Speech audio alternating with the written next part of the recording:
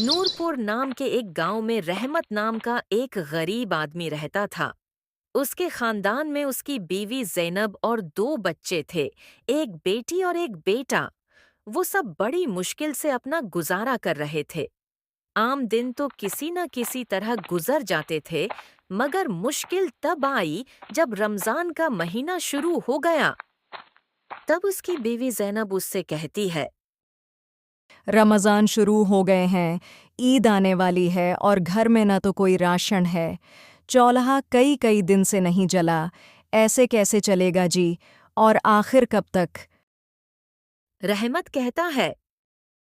रमज़ान आ गया, ये तो बहुत अच्छी बात है। उसमें इतनी फिक्र की क्या बात है? रमज़ान में तो ऊपर वाला रिज़्क 4 गुना ज़्यादा कर देता है। तुम परेशान मत हो। बात सिर्फ रमज़ान की नहीं है जी, ईद की भी है।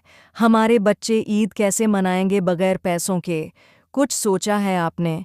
गरीब की ईद इतनी आसान नहीं होती जी। बाकी बच्चे जब हमारे बच्चों के फट्टे कपड़ों का मजाक उड़ाएंगे तो क्या अच्छा लगेगा? तुम ठीक कह रही हो। तुम फिक्र मत करो। हमारे बच्चों की ईद भी बाकी बच्चों की तरह बहुत अच्छी होगी। और सिर्फ बच्चों की ही नहीं, हम दोनों भी इस बार अच्छी तरह ईद मनाएंगे। इतने इत्मीनान से कैसे कह रहे हो जी? क्या कोई नया काम मिल गया है? अगर ऐसा है तो हमारे मुश्किल दिन भी खत्म हो जाएंगे। मेला तो नहीं है, मगर जल्द ही मिल जाएगा। मैं पूरी जान लगा दूंगा कि इस बार मेरे बच्चे भी अच्छी तरह ईद मनाएं। ये कहकर रहमत घर से निकल जाता है और इधर-उधर काम ढूंढने लगता है, मगर कोई भी उसे काम नहीं देता। इसी दौरान उसे उसका एक दोस्त मिल जाता है। रहमत भाई, ऐसी तपती धूप में कहाँ फिर रहे हो? क्या फिर से कोई काम नहीं मिला? अगर कहो तो मैं तुम्हारी मदद कर दूं। तुम्हें काम दिलवा सकता हूं।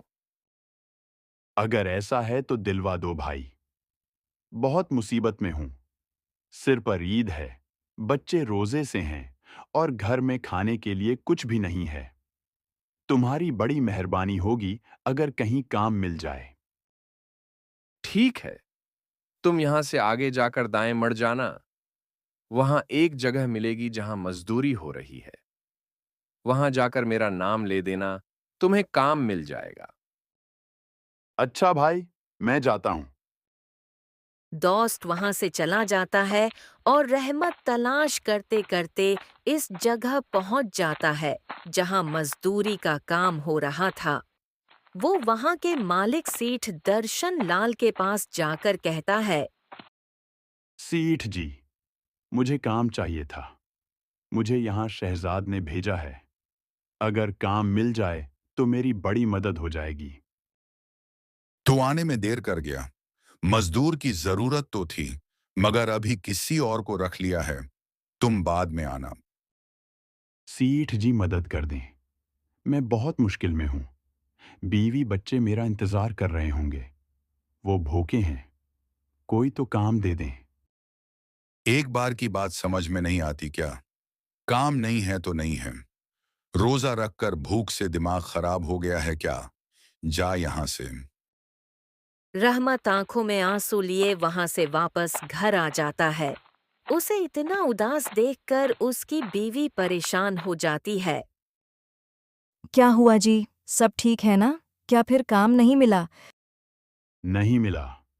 अब तुम और बच्चे क्या खाओगे? तुम भी तो रात से भूखी हो। घर में इफ्तार के लिए भी कुछ नहीं था। फिक्र न करो जी, जल्दी आ जाओ।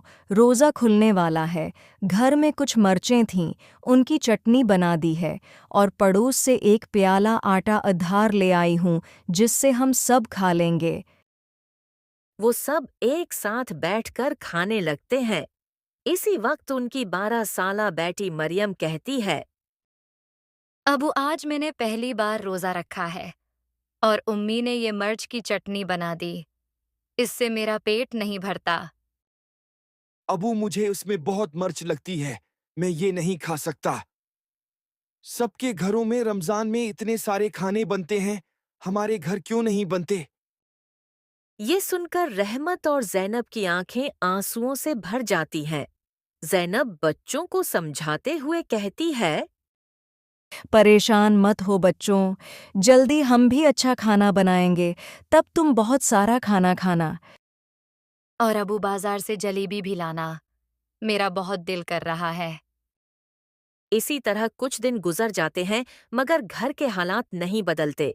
रहमत दिन रात काम ढूंढता रहता है, मगर ज्यादातर मायूसी ही हाथ आती है।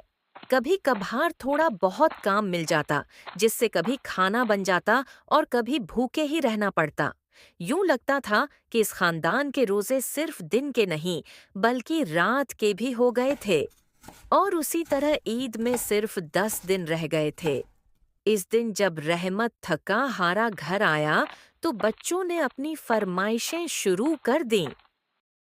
अबू अबू, कुछ दिन बाद ईद है।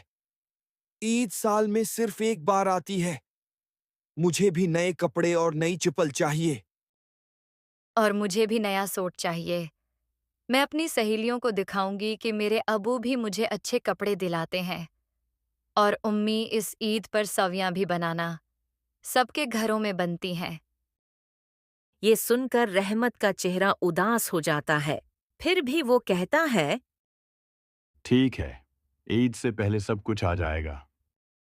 बच्चों से वादा तो कर दिया है जी, मगर यहाँ खाने को कुछ नहीं, कपड़े कहाँ से आएंगे? बच्चों को कपड़े चाहिए तो मैं कुछ भी करूंगा, दिन रात मेहनत करूंगा। अगली सुबह रहमत दोबारा उसी सेठ के पास जाता है और काम मांगता है। सेठ दरअसल लाल कहता है, अच्छा काम चाहिए? ठीक है देता हूँ, मगर मेरी कुछ शर्तें हैं। पहली शर्त, सुबह 8 बजे से रात 10 बजे तक काम करेगा। दूसरी शर्त, रोजा घर जाकर नहीं खोलेगा, यहीं पानी से खोलेगा।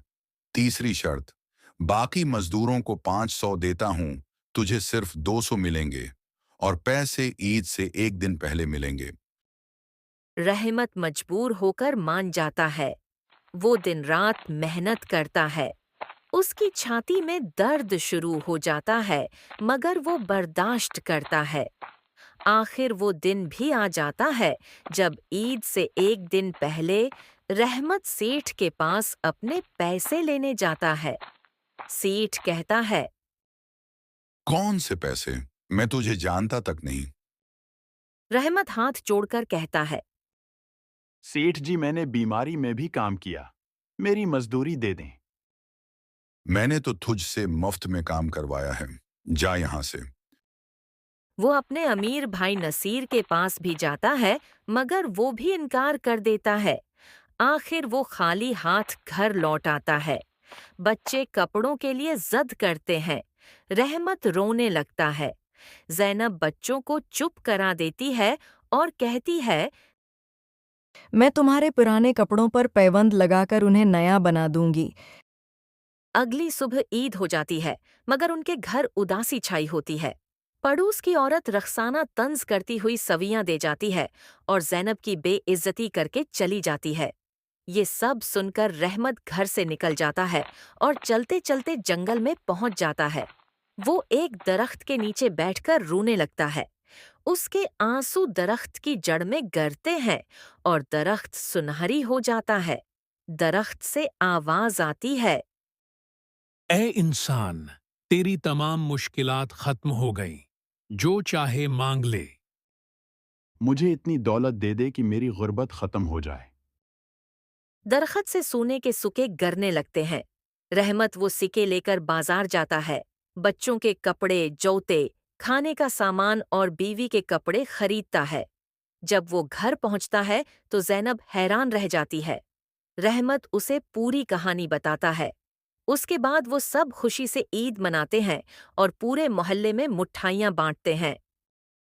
मगर हर किसी की किस्मत इतनी अच्छी नहीं होती। आज भी ऐसे बहुत से लोग हैं जो हमारे आसपास इसी तरह ईद गुजारते हैं। इसलिए अपने आसपास के लोगों का ख्याल रखें। ईद मनाने का हक सबको है। उनकी मदद करें और उन्हें भी खुशियों में शामिल करें।